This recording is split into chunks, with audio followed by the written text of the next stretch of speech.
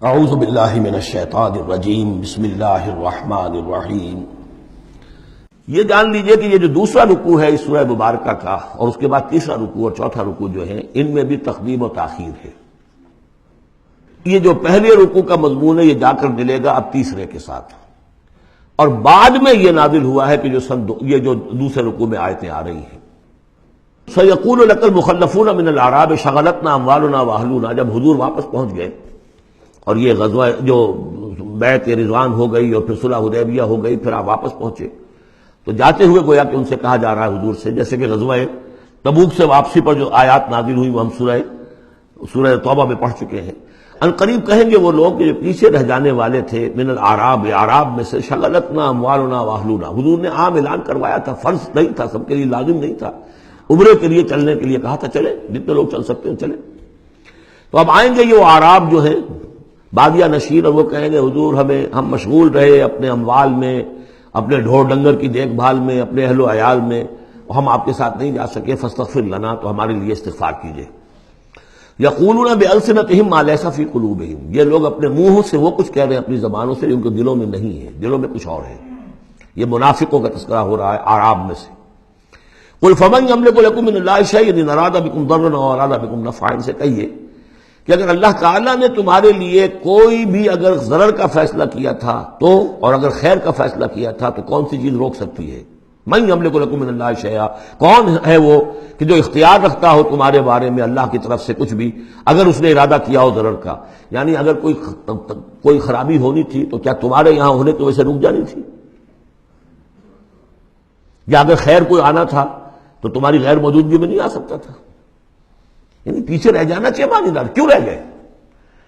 اگر کوئی خیر آنا تھا وہ تمہاری غیر موجودگی میں بھی آ سکتا ہے، کوئی شر آنا تھا وہ تمہاری موجودگی میں بھی آ سکتا ہے۔ تو جب تمہاری موجودگی اور ناموجودگی اللہ کے اعتبار سے تو بالکل برابر ہے، تو تمہارا یہ بہانہ تراشنا جو ہے یہ صحیح نہیں ہے۔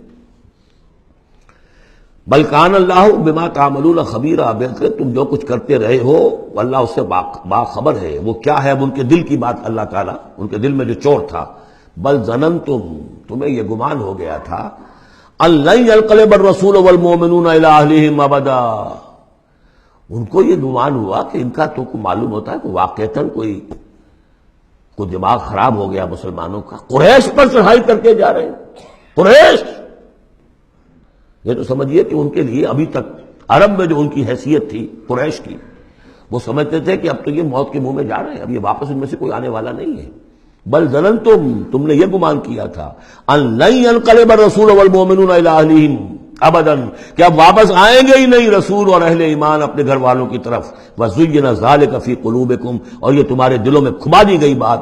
وظننتم ظن السوء، اور تم نے بہت برا گمان کیا۔ وکنتم قوما بورا، اور تم ہو ہی تباہ ہونے والے لوگ۔ یہ منافقین اعراب کا تذکرہ ہو رہا ہے، اور یہ کب ہو رہا ہے؟ سن 6 میں۔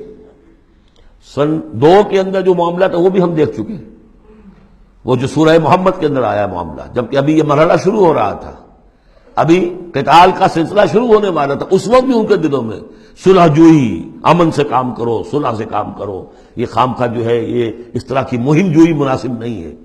اس وقت ان کا یہ خیال تھا۔ وَمَن لَّمْ يُؤْمِن بِاللَّهِ وَرَسُولِهِ فَإِنَّا أَعْتَدْنَا لِلْكَافِرِينَ سَعِيرًا، اور جو کوئی اللہ اس کے رسول پر ایمان نہ رکھے تو اللہ تعالیٰ نے ایسے کافروں کے لیے تو جہنم تیار کر رکھی ہے۔ وَلِلَّهِ مُلْكُ السَّمَاوَاتِ وَالْأَرْضِ يَغْفِرُ لِمَن يَشَاءُ، اور اللہ آسمانوں اور زمین کی بادشاہی اللہ ہی کے لیے ہے، وہ بخشتا ہے جس کو چاہتا ہے، وَيُعَذِّبُ مَن يَشَاءُ، اور عذاب دے گا جس کو چاہے گا۔ وَكَانَ اللَّهُ غَفُورًا رَحِيمًا، اور اللہ تعالیٰ غفور الرحیم ہے۔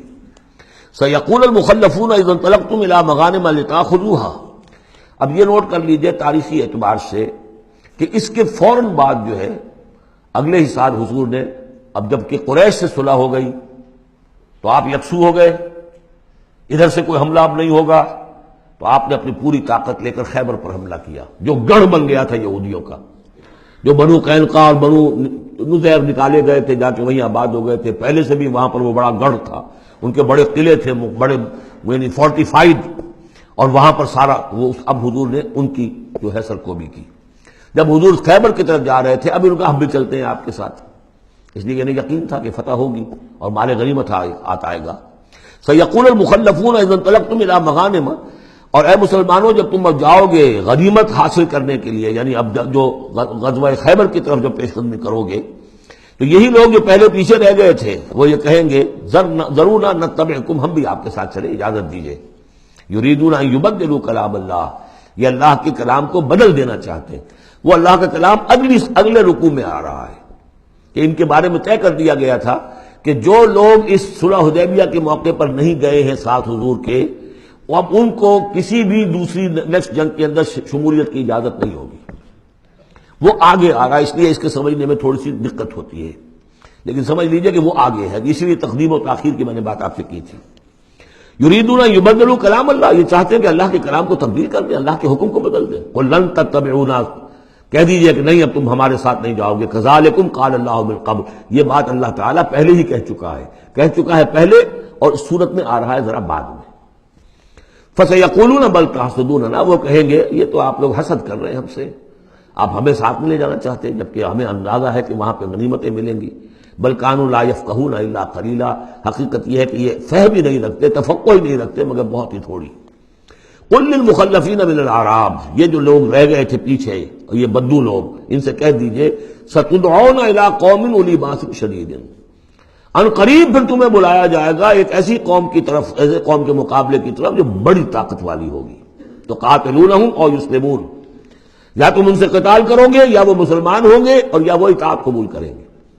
اس سے ہے اشارہ در حقیقت جو نیا سلسلہ جنگوں کا اب شروع ہونے والا تھا، اور وہ تھا سلطنت روما کے خلاف غزوہ موطا۔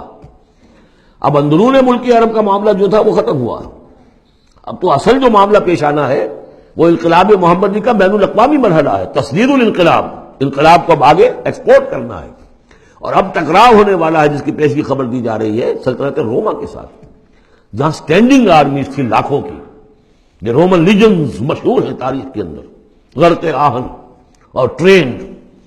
تو تمہیں بلایا جائے گا اس وقت، پھر تمہیں ایک موقع دے دیا جائے گا، ستدعون الی قوم اولی باس شدید تقاتلونہم او یسلمون، اور یہ اصل میں تین چیزیں آ گئی وہی کہ اب جو بھی اس عرب سے باہر جو معاملہ ہوا ہے، یا تو وہ اسلام لے آئے یا وہ اطاعت قبول کر لیں، یہ دونوں یسلمون میں شکلیں ہو جائیں گی، اطاعت قبول کر لیں گے اسلام لے آئے یا پھر جنگ ہوگی۔ فَإِن تُطِيعُوا يُؤْتِكُمُ اللَّهُ أَجْرًا حَسَنًا، اگر اس وقت تم اطاعت کرو گے اللہ کے رسول کی، ان کے ساتھ جاؤ گے تو اللہ تعالیٰ جو ہے تمہیں اجر حسنہ دے گا۔ وَإِن تَتَوَلَّوْا كَمَا تَوَلَّيْتُم مِّن قَبْلُ، اور اگر تمہیں اسی طرح پیٹھ دکھا دی جیسے کہ پہلے پیٹھ دکھائی تھی، يُعَذِّبْكُمْ عَذَابًا أَلِيمًا، تو اللہ تعالیٰ عذاب علیم دے گا تمہیں۔ لَيْسَ عَلَى الْأَعْمَىٰ حَرَجٌ، ہاں اگر کوئی اندھا ہے تو اس پر کوئی الزام نہیں ہے، کوئی تنگی نہیں ہے، وہ اگر نہیں گیا کوئی بات نہیں۔ وَلَا عَلَى الْأَعْرَجِ حَرَجٌ، نہ کوئی لنگڑا ہے تو اس کے لیے بھی نہیں ہے۔ وَلَا عَلَى الْمَرِيضِ حَرَجٌ، اسی طریقے سے کوئی بیمار ہے تو اس پر بھی کوئی اس کی باس پرس نہیں ہے۔ وَمَن يُطِعِ اللَّهَ وَرَسُولَهُ يُدْخِلْهُ جَنَّاتٍ تَجْرِي مِن تحتها الْأَنْهَارُ، اور جو اللہ تعالیٰ اور اس کے رسول کی اطاعت کرے گا اللہ تعالیٰ اس کو داخل کرے گا ان باغات میں جن کے دامن میں ندیاں بہتی ہوں گی۔ وَمَن يَتَوَلَّى، اور جو کوئی پلٹ جائے پیٹھ موڑ لے، يُعَذِّبْهُ عَذَابًا أَلِيمًا، اللہ تعالیٰ اسے عذاب علیم دردناک عذاب دے گا۔ اب اس کے بعد یہ پہلے رکوع والا مضمون جو بیعت کا مضمون چل رہا تھا، وہی بیعت کا مضمون اب آگے یہاں چل رہا ہے۔ یہ بیچ والا جو ہے دوسرے رکوع کا مضمون یہ اس کے بعد کا تھا، پہلے آ گیا۔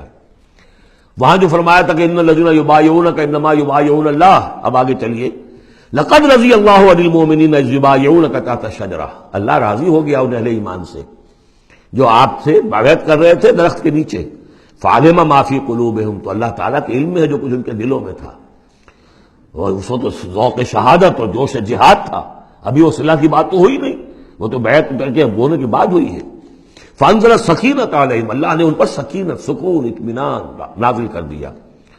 واصابہم فتح قریبا، اور انہیں فتح دے دی بہت قریب، وہ فتح قریب وہی ہے، انا فتحنا لک فتحا مبینا، اس صلح کو کہا گیا کہ فوری طور پر انہیں فتح مل گئی۔